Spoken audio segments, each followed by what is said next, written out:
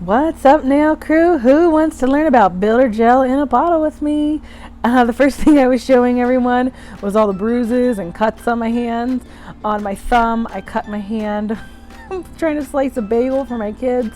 And then on my middle finger, I fell down the stairs at my in-laws' house and somehow cut my finger open. So anyways, I'm pretty clumsy, but let's jump right in. So the first thing that I do when I'm filling my builder gel is take a sanding bit and I go around my cuticles, trim off any loose cuticle, if I haven't done any lifting, and then rough up the old builder gel with the sanding bit. Then I take isopropyl alcohol on a lint-free wipe and I really go around and get off like all the dust from when I filed.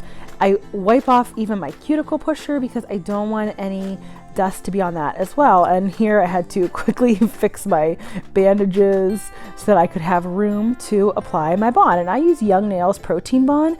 And when you're doing a fill, you just want it to be on your natural nail, like towards the bottom of where you're doing the fill. So you can see I'm just applying it at the back of my cuticle where I'm going to fill the majority of the builder gel and then bringing it slightly up. So you always want to make sure you have some kind of angled either eyeshadow brush or cleanup tool to wipe off excess builder gel, and then you get to builder gelling. I don't know what to call it.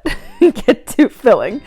All right, so when you're doing a fill, you want to concentrate the majority of your builder gel on the back of your nail. And when you're doing builder gel in a bottle, this isn't like painting your nails. You don't just push it towards the back and then drag it down. You really want to make sure with builder gel that you are floating it around. Now, typically when I do a builder gel fill, I don't bring as much of it up towards the top. I bring a very, very thin amount up towards the top because once your nail is cured, you can file down the builder gel layer. Make it as thin or as thick as you want.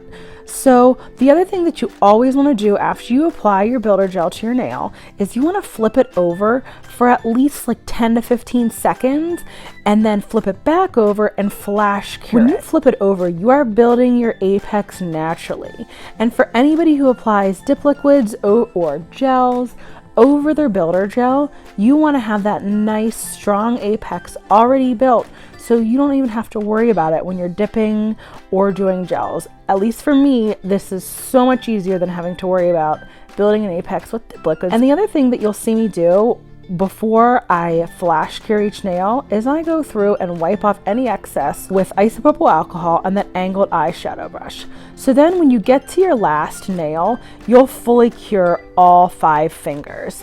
So your other 4 nails will be flash cured. And then that when you get to your, I personally like to do my pinky last. When you get to your pinky, you'll go and you'll fully cure for 60 seconds.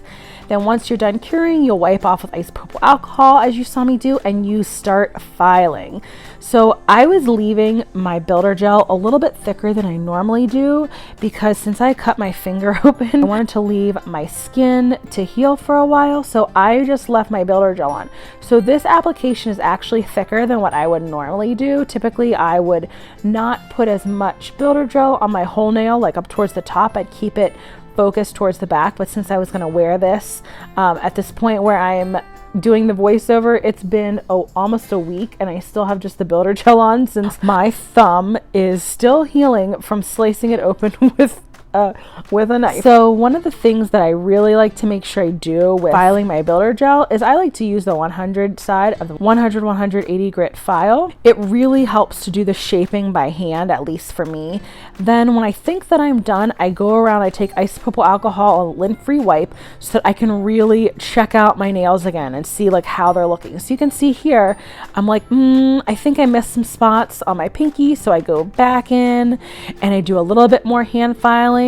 I personally find the hand file has given me the best results. Now I have another awesome tutorial for you guys that gives even more information about using builder gel. So click this link above and drop any questions below. Thanks, nail crew.